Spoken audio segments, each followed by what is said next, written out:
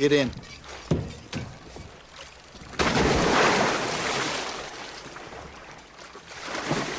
Well, what about Enola? He's only here for what? Get in the water. It'll be all right.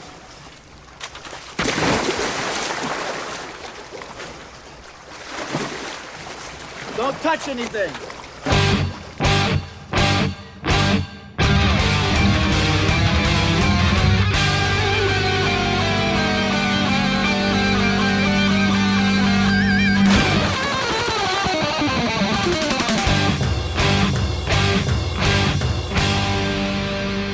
Welcome to the Mad Max Minute presents Waterworld H2O minutes at a time. I'm Rick. And I'm Julia. And today we're talking about minutes 109 and 110, which begin with the mariner making a statement knowing that Helen will misinterpret his meaning, and end with Helen in a diving bell as the mariner lights some flares. I suddenly realized that I spoiled the beginning of this clip last week because I went all in on the mariner saying, "I'll show you Dryland," when really that happens in this clip, not in the last one. It's a pretty gray journey on his taunting her. Where last week he was like, "You want to see Dryland? You really want to see Dryland?" Yeah. Like, it's close enough. Right. He's being so sarcastic and so mean. Oh, but Helen's reaction when he says, "I'll take you to Dryland," she looks exasperated. Yeah. He is starting to break her spirit, I think. Whereas the Helen that we have gotten to know steadfastly believes in Dryland and believes that this person who said he could take her there is going to take her there. The last few minutes of the movie have broken her of that spell. So he says, "I'll take you to Dryland." And she's like, What the hell have we been doing? What is going to happen now? We've been on the water for so long with the understanding that we gotta go to Dryland because you knew where Dryland was, but apparently you didn't. And now all of a sudden, he's like, "I'll take you to Dryland." It's like, mental whiplash is the phrase that comes to mind. Yeah, for sure. That is absolutely what she is feeling. We cut from that shot to the water. Down splashes what is going to be revealed as a diving bell. This is the mariner's collapsible plastic and rope contraption that he uses to dive down. Uses to what? I don't know. He doesn't why. need it to dive down. It's a fantastic contraption. Oh, yeah. It is gorgeously constructed, and it works like a charm. But why does he need it? Yeah, he can breathe underwater. Like, he doesn't need to go down in a diving bell unless it's a comfort thing. But I can't imagine it's comfortable in there. yeah. I mean, the air is going to turn gross. I'm sure there's a word for air that's getting low on oxygen, but I don't know what it is other than gross. I have a theory about the presence of the diving bell. He doesn't use it. It's left over from a previous companion of some kind, be that a romantic companion, be that a child or a parent or any other kind of family member, but that there used to be at one time another person on that boat. We've talked in the past about his dad abused his ability to go underwater. So I can kind of imagine a scenario where the mariner's father goes down in the diving bell and forces the mariner to take him down and guide him through the water so that they can collect things. Salvage from the bottom. Yeah. And become quite a rich man. Yeah, Potentially. we have to wait until after the smokers take Enola, as far as the book is concerned, to get the full backstory. Okay. But it is coming. Okay. I don't want to jump ahead to it. I want to That full save that. backstory, does that answer the question of why there's a diving bell? No. Okay. I look at him having a diving bell, and I can only assume that it is something that he has gotten over the course of his trading career. He probably came across another drifter, and the other drifter wanted to trade for something that was on the mariner's boat, and all he had in return was this diving bell. And of course, the drifter wouldn't know that the mariner doesn't need something like that. But hey, it's good to have gadgets. Yeah. And if the concept of a diving bell is out there in this world, how many people have them and know how to use them? And how does that contribute to what is on Waterworld, the objects that are on Waterworld? I am actually really surprised that diving bells are not more common when you consider that there are so many drifters out there and so many atolls out there. And even if you don't know that you're floating on top of a dead civilization, if you're going after really anything under the water, the deeper you go, the more access you have. And so whether people are using diving bells or they're building structures to create underwater elevator type situations, I can imagine an atoll using a bunch of material to sink a tube down into the water so that they can access something below the surface. Oh, I love the idea of one reason why there's not really that many people in Waterworld is that part of the civilization moved down underwater to like underwater biomes that they made for themselves. Yeah, that's a huge plot point in the comic books. Really? Yeah. Oh, that's fascinating. I love it. Love it. And they naturally would have evolved in a different direction. That's fantastic. There's not just the remnants of our dead civilization down there either. We've talked many times about there really ought to be more boats, more large boats, cruise liners, tankers, huge aircraft carriers, just staggeringly large seafaring vessels. They should be out there, but they're not, which tells me that they've either been dismantled, that's entirely possible, but they also could have sunk and could be good salvage if you can get down there, which a diving bell would allow. Exactly. You'd be like Rey from that Star Wars movie, Force Awakens. Exactly. I looked up diving bells on Wikipedia.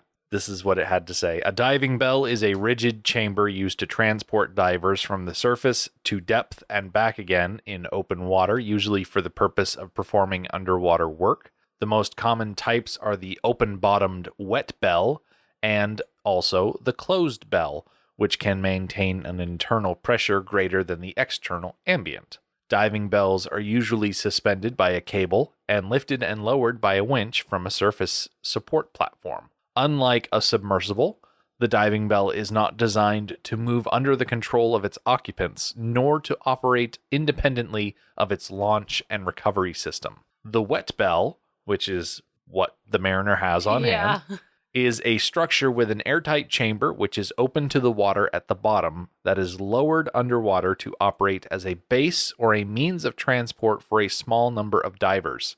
Air is trapped inside the bell by pressure of the water at the interface. These were the first type of diving chamber and are still in use in modified form. Well, this certainly counts as a modified form. Certainly.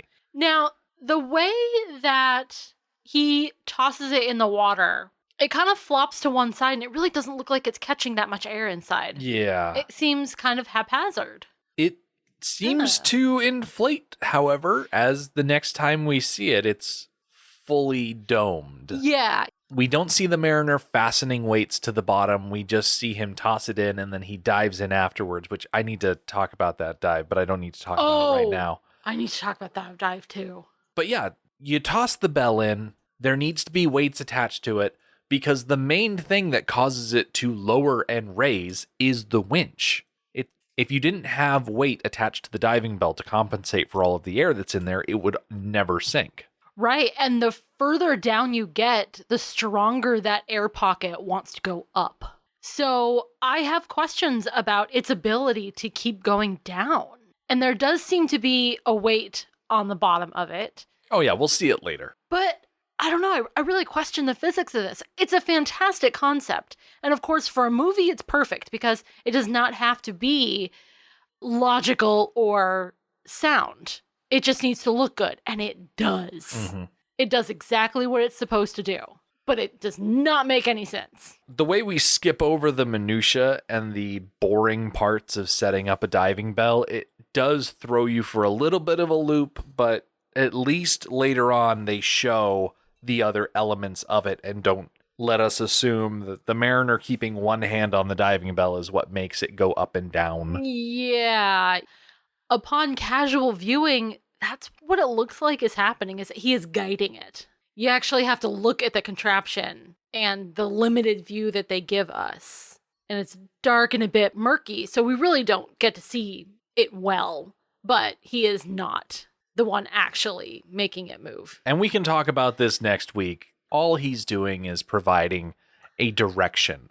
The upward and downward movement is happening out of his control. What is in his control, though, is how the Mariner enters the water. I'm not quite sure what kind of dive this is because he steps off the back of the boat and just goes headfirst into the water, keeping his hands at his side because, as we all know, he was just shot the other week. And it is so strange looking. It is, and I guess there's nothing saying you have to put your arms out in front of you to dive. I always thought that it was to, like, break the water tension. Yeah. Before most of your body hit the water, but I don't know if that's a real thing or if that's just, I don't know, a kid's understanding of water. It reminds me of this story that I read in elementary school. I think it was a story like in our language arts textbook about this little boy, and there was like an older brother or an older classmate, but it was a boy who was older than him running in track. And he didn't run with his arms by his side, like swinging back and forth, like you see people running. He ran letting his arms hang loose, so they kind of flew behind him. And that's how he ran, and people made fun of him for it. But then he was really fast and he won races. And then people stopped making fun of him because there was nothing wrong with the way he ran. He still ran fast. Okay. That's what I thought of with the funky dive. He got into the water just as gracefully as she did. I can't imagine that hitting the water head first feels any different than, say, taking a soccer ball to the forehead during a game. Athletes do that all the time. Right. So it can't be all that bad. And he is a watery person. He knows what the deal is. Yeah. So the Mariner swims over to the diving bell. He shouts up to Helen, "Get in." And Helen, consummate protector as she always is, asks about Enola. Like, what about her? Are we just going to leave her behind? And the answer is yes, because there is only air for one. Beside that fact, I imagine that you would not want to put Enola in this situation because she would probably freak out going this deep. I'm not super confident that Enola would handle this environment well because she is a child and I have no other reasoning. I agree that she is quite young and maybe shouldn't be doing this, shouldn't be given this information in this way. She is a rather mature child, though. While she is fanciful and a little devious in the way that she draws, and the way that she draws on things that are not hers, and with things that are not hers, with no consideration for other people's belongings. Aside from that, she is quiet, sort of, and seems to enjoy at times just sitting to the side and observing. So it's kind of hard to say really how she would react. But I agree. I think she's too young to be told this information in this way. I would like to point out that Helen, unlike the Mariner, dives arms first into the water and produces much less splash, which means she would get a higher score from the judges, I'm sure. Mm-hmm. And as she's diving into the bell, the Mariner shouts up to Enola that she should not touch anything. And Enola seems so disappointed because there are so many things to touch. There are so many things to touch that it's physically hard not to. She kind of looks around a little bit. See, she's standing right next to some sort of control area with levers begging to be pulled. And she kind of pulls away from them. Yeah, and she's got her hands tucked behind her back, as if to say, I can't touch anything, my hands are behind my back. Right. So with Helen secured inside the diving bell, the Mariner begins his dive. The winch is let out, the Mariner holds onto the side of the diving bell, and they begin to descend. And as they do, Helen wipes away the side of the diving bell, and she has this almost shocked expression on her face, as if to say, oh my gosh, I can't believe this is actually working. Exactly. Yeah. Imagine living in a world where you were completely unfamiliar with 90% of it. That's a lot of your world to not ever see. Now, obviously, she can swim, but how much do the people of the atoll and the people of this world in general trust the water? We have seen a sea monster Yeah.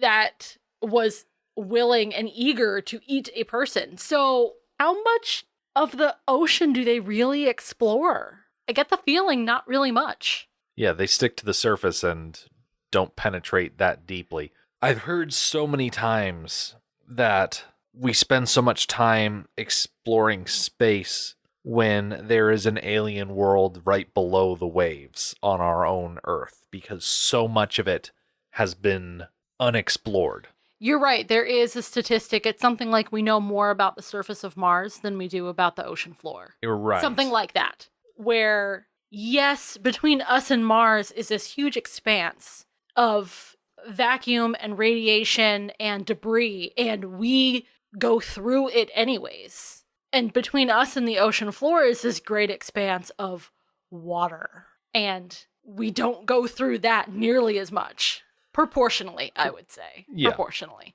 Water is just a more difficult medium to move through. It is. It is. It's a huge hindrance. Yeah. Even light has trouble penetrating too deeply into the ocean.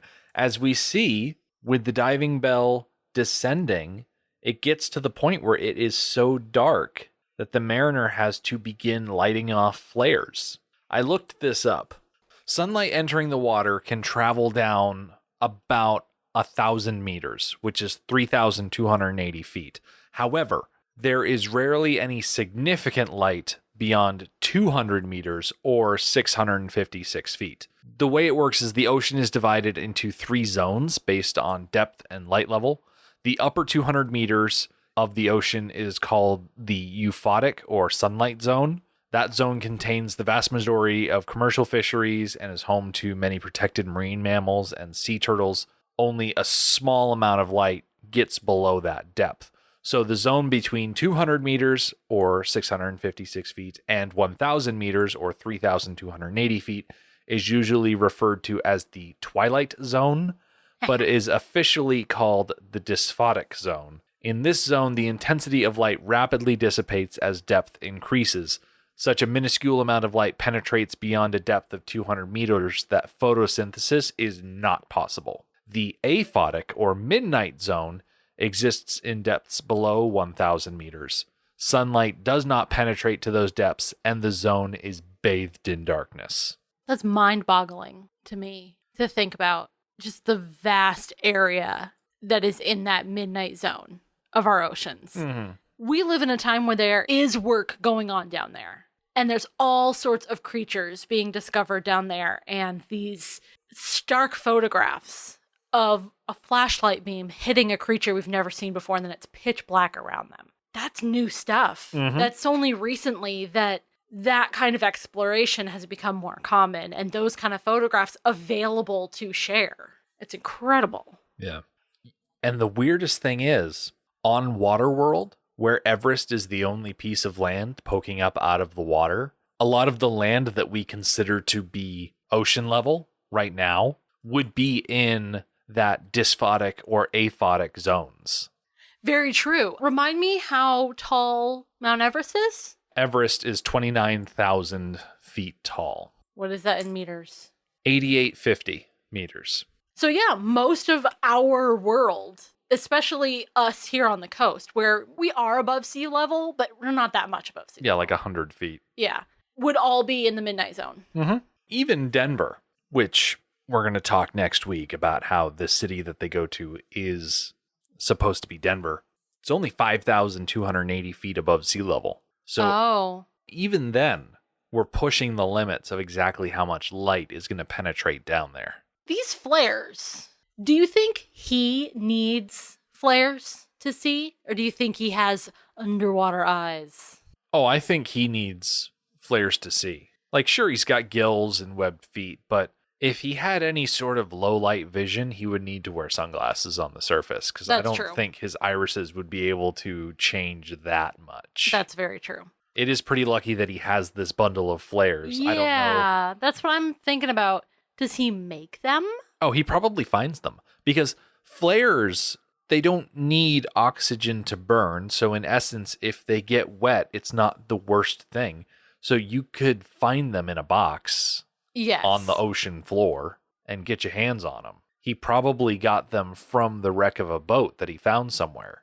That kind of answers a question that I have had about the frequency of his excursions down below. Mm-hmm. That just because he can swim and breathe underwater doesn't mean he has everything he needs to just go down there whenever he wants. And this is a great example of a finite resource that he needs to take into consideration. I think that's why he does what we saw him doing at the beginning of the movie, that he has a certain length of line out, and if he's able to snag something, then he will go down and look for it. He's not diving down on a constant basis just to scout. He's got that hook and line situation set up. What I like about the end of this minute is that you really do feel like we're being set up for something. This 2 minutes is definitely a bridge between one scene and another. Mm-hmm. But we get enough of the next scene that we know that it's going to be something cool. Oh, absolutely. It's useful to have this scene here because we do need to move from the argument to this underwater reveal. And I really like the buildup because we don't necessarily know what they're going to find. Sure, we saw in the opener, oh, look at all of the continents being flooded, but we don't know exactly what he's bringing her down to see. Is it going to be a sign of civilization? Is it going to be bombed out wreckage or something to that effect? We don't know exactly what we're going to get, so the tension gets to build, and then we'll get the payoff next week. And we have had small little things, trinkets, to connect our world to this world. Mm-hmm. But now potentially we could get more than that. We could get a serious, real, tangible link that they are on our planet and in our world. And it's exciting. Yeah. Equally exciting is the guest that we have lined up for next week. I have mentioned them multiple times in this podcast up to now, so I'm very excited to bring them on. But I'm not going to say exactly who it is because I want to keep everybody guessing so that they come back next time. As for next time, baby, it's better down where it's wetter, under the sea, as the mariner reveals to Helen that the world was consumed by the water and how all of his treasures come from his deep dive scavenging. The Mad Max Minute podcast is a fan project by Rick and Julia Ingham. Waterworld was written by Peter Rader and David Toohey, directed by Kevin Reynolds, and presented by Universal Pictures. Mad Max Minute is produced and edited by Rick Ingham. Our opening music is Verdi's Dies Irae by Daniel Batista of danielbatista.com. Our home on the internet is madmaxminute.com. You can follow us on Twitter at Mad Max Minute. And like us on Facebook by searching Mad Max Minute and join our Facebook listener group, Mad Max Minute Beyond Microphone. If you'd like to support the podcast, visit patreon.com/madmaxmin. Thank you for joining us for Waterworld episode 55. See you next time.